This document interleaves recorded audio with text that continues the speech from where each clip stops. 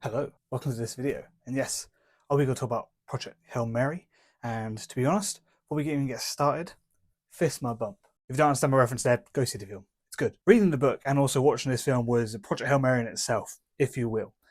So my journey begins way back December 25th, 2025. There I am on a Christmas morning and I open my present. What do I get? Project Hail Mary, the book. That's right. Oh, insane. So I give myself the task. I need to read this book in its entirety before the film comes out. And what did I do? Oh, January goes by, haven't read a page. February goes by, haven't read a page. Oh, actually, no, the last weekend of February, I thought, you know what? Film's coming next month. I better start reading this book, right? Yeah, okay, I start. I read 3 chapters and I give up. Disclaimer, I am dyslexic, so that's a down. Oh, actually, it should be this way around, shouldn't it? Yeah, if go see the film. Just go see the film, all right? If you want to understand my references, go see the film, okay? Rocky, he puts a thumbs up this way, so technically a thumbs down will be that way, okay? Getting back on track on the story, I put it off to the final week of the film's release. It's Monday. I go, oh, 3 chapters. There's 30 chapters in this book. I better start going. So I read a chapter every night. I start reading more chapters rapidly throughout the week. And I start thinking, you know what? I should probably book this in. You know, if I'm going to watch it and try and, get my thoughts up there in this video, I better start booking it, right? So I'll book it for the Friday night.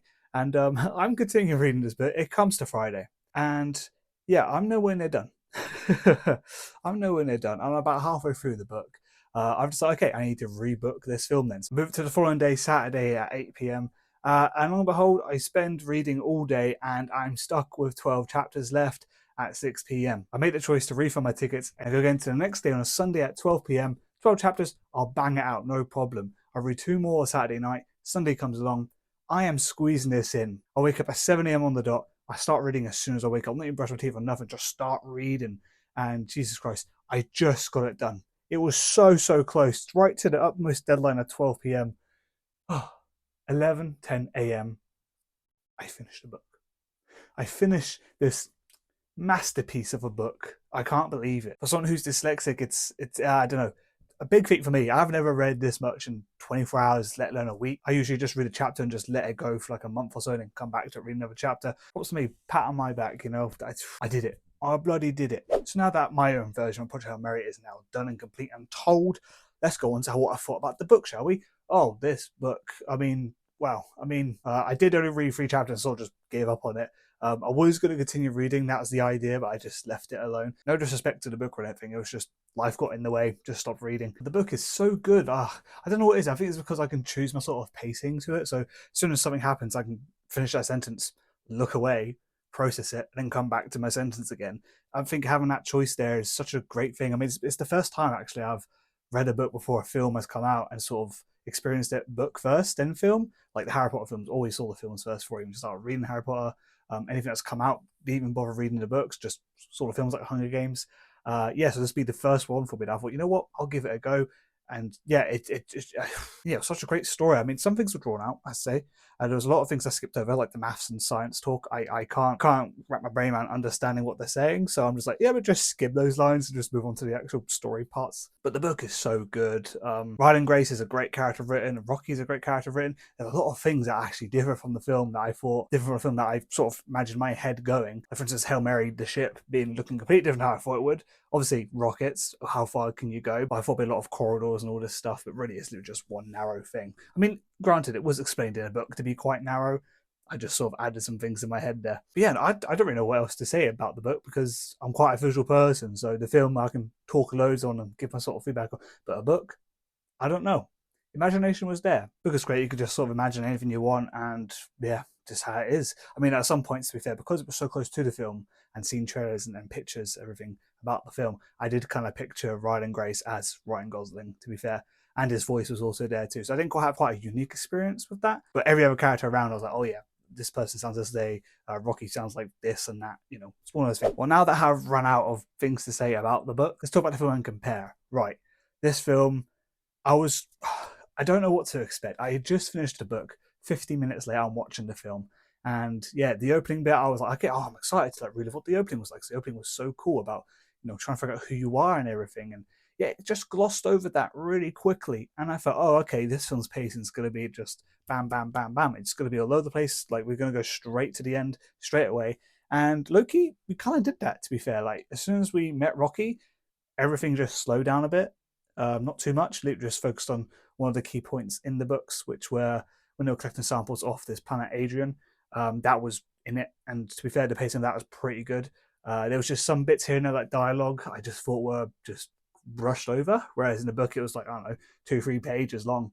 To be fair, obviously quite boring, I guess, if you're watching a film, you need to keep going and come to the next event. But a lot of personal stuff that Rocky and Grace would talk and figure things out and everything was obviously you understand it a lot more in the books, but in the film it's pretty much like, oh, by the way, this thing's here, and by the way, nitrogen affects it this way and everything. Kind of just sort of like, if you're not fully paying attention at that moment, you just miss that, and you're kind of like, oh, why is there danger? Oh, why are we stressing about a leak in this tube? And there, yeah, it's a whole thing. My gripes with this film, I have to say, is probably the opening sequence about figuring out who Riding Grace is. You know, the person himself is thinking, oh, who am I, and everything, trying to figure out.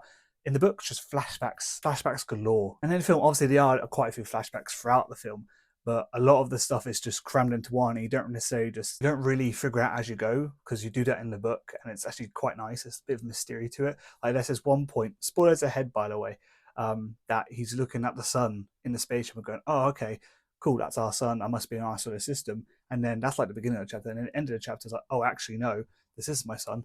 I'm in a completely different solar system, and it's kind of like a jaw drop moment when you're reading, like, oh crap, okay, well, this isn't our sun here. We're in a different one. And obviously, flashbacks happen there to reasons why they've gone to this different sun, and he didn't know it on the spaceship at that time. Whereas in the film, it's pretty much like, oh, there's the sun. He goes, oh, that's not our sun. Literally just says it straight away after, and it's kind of like, oh, okay, we didn't really get that build up or mystery or something for the audience to try and figure out. There wasn't much of that, to be fair. The film was kind of just telling you the story without you having to try and figure things out or giving you suspense. There was not much there to it. I mean, there was even one point near the end of the film when he was coming back to Rocky. That was kind of rushed, and it just, I don't know, the pacing of that was just a bit off. Another thing that sort of just frustrated me was Strat. In the book, she was written to be quite mean and just heartless. In the film, a little bit there. It's like, I don't know, it feels like she's tuned way down to about, I don't know, like 20% mean. Like, the only thing she says that's nasty in the film is just going like, oh yeah, these people died, but we need new people. That's about it. And that is in the book, but she's super mean to Grace the whole time. And there's also in the book just this build up of hatred that Grace has towards Strat, and it just isn't in the film at all. Like, there's this bit where he's like, oh, you're betraying me and everything, but he doesn't necessarily show any emotion towards, oh, actually, no, I hate her with my guts. I can't wait to rub it in her face when I get back to Earth. That just isn't in the film, and yeah, to be fair, Strat seems quite likable. I mean, at some stages, I don't know if I'm reading it wrong, it low-key looks like she's fancying Riding Grace in the film, and it's a bit odd to me, because after just reading the book, I was like, oh, okay, isn't there just a big hatred between them two, or at least one way? But no, in the film, they actually quite like each other, and kind of, there's a respect there. But let's move on to the good stuff of the film that I really enjoyed. Rocky was done amazingly. Pretty much how I sort of pictured him. Again, seeing trailers and clips, it was kind of hard not to picture him in the way the film sort of just shows us. However, I did spend a lot of time in the book without actually knowing what he looked like, and yeah, it's a pretty good job, I have to say. He's got that texture. I didn't expect to have so many like symbols and stuff on him, to be fair, and the clothing, that they'd cloth stuff, wasn't there at all. It was just kind of just random bands around the arms or legs of Rocky. Nothing wrong with it. I actually think it's pretty cool design for him, and the voice they chose, brilliant. I mean, I will own up. The voice I chose in the book kind of ranged from like a normal Google Translate voice all the way to a Dalek. At some points, I was just going to think in my head, it was going, yes, yes. Yeah, I don't know. It had sort of like that, had that weird twang to the voice. Every time I kept reading it, it would just automatically go to like a Dalek voice. So at some point, I was waiting to read exterminate, but never happened. Rocky's ship was also pretty neat. I didn't know how to sort of visualize it in the book at all, to be quite honest. I knew obviously it's bigger and everything, but I thought it was like a smooth object, obviously with a lot of like handles and stuff, because that's also what was described in the book. But in the film, it's literally just a bunch of just like poles. Like the whole thing is just poles on the outside. It's cool design, but I just didn't expect it. Another thing I didn't expect that he was the planet Adrian. I thought that was going to be blue or something, or like, I don't know. I don't think it was ever described what color it was. Correct me if I'm wrong, but in the film, it's like an orangey green, a warm color. I thought it'd be a cool color planet. But yeah, fantastic visuals, amazing. I was blown away by it, and that whole sequence. I just wish it was longer, because I just wanted to spend more time, more Grace on the outside of the whole of the ship, and just looking at the planet. It's gorgeous looking. Speaking of Riding Grace, Ryan Gosling did a good job. I thought, to be fair, I expected to be more of a serious character. He's very much just like happy-go-lucky, mainly because he is sort of just coming back to consciousness and everything. He doesn't know quite how to feel about scenarios. But top acting. When there was emotional beats, he was selling it. He looked depressed, so he looked sad. Angry Stages then just nailed that on the head. But the goofy side of stuff, I don't know, maybe it was a bit too much. Maybe it was a bit too much leaning in towards that. But overall good balance. It was just good times with Rocky. Just two buddies sort of just cranking heads, doing science stuff and having a great time trying to save stars. Oh, no, I do have to mention the score of the film. Composer Daniel Pemberton did a fantastic job. I mean, I thought it was low key to begin with. I was like, okay, we're not going to mention where. But literally just, if you ever look at the track throwing the like vessel thing container, Rocky throws something over towards Hail Mary and Grace has to go catch it, and just the music for that alone is epic. I mean, it's literally just something just turning away in space, but he's there ready to get it and everything. And yeah, the score for that is outstanding. And that's just that moment, which is quite low key, really. Everything else in the film, like the high stakes moments, oh, great. I was getting goosebumps. I was getting a bit teary eyed and everything. Great job composing that film. It was really good. I wasn't sure what to expect. I don't think he's done much of the space stuff. Like obviously, I got introduced to him with the Spider first films, and I thought, oh, great with the hip hop influences and the scratching of the discs and everything. That was really cool. So for something like Project Hail Mary, I wasn't sure what to expect, and yeah, did very well. And it's worth listening alone. Forget the film. That's worth listening to. I did like the flashbacks of the film too, actually, like what they chose to keep in and sort of not mention. The flashbacks were decent. Again, I do have issues with Strat, but overall I think it was done well. I mean, there was not much else to really tell in the flashbacks. It was just little small segments like him teaching the class. I thought that was pretty good, actually. The whole classroom bit is exactly how I pictured it. The whole throwing the beanbag and being like, get lava. Oh, we got to answer the question quick and everything. I'm glad they kept it. It showed quite a lot of humanity towards Grace. It was fun. Right, we've come to the end of the video. There's not much else to say, but I will leave on this note. The film is good. The book is better, and I think the book wins this one simply because I had the choice of pacing. I could read something, let it soak in. Yeah, I think the book just offers that and does it better. I mean, the film sort of glosses over a lot of stuff. Like there's this moment in the book where it is the end of a chapter, so you can't just leave it there and move on again. It's your choice as the reader. It ends on a cliffhanger revealing the fact that the sun, actually that he's orbiting and everything, isn't Sol, isn't our solar system sun, isn't what Earth is rotating around. It's a completely different sun. So he's in a different complete solar system. And that was like, oh, okay, jaw dropping moment. Film kind of just glosses over that and you don't really feel the weight of that moment. This also happens against another emotional beat of Grace actually realizing, oh, I can go home. This isn't a suicide mission anymore because Rocky has fuel for me and I can actually go home.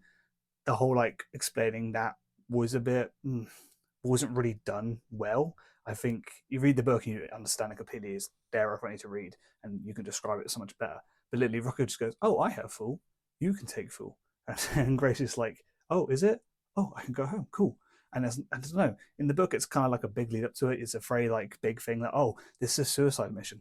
I'm not coming back. The field was actually absolute large, and I don't know, that word was used so much in the book. In the film, hardly mentioned, and I feel like they could have done a lot more explaining with actually what this new life form was, and actually show the effects of it. Because in the book, it tells you so much about what this life form is and how it's so useful for us as a planet. How useful it could be for Earth, despite actually damaging the sun and making it dimmer.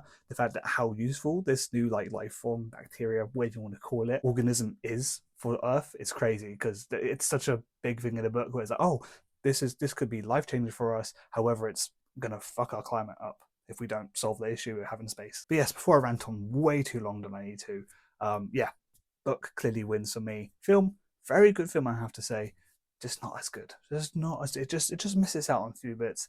Again, if there's extended cut, director's cut, I might watch it.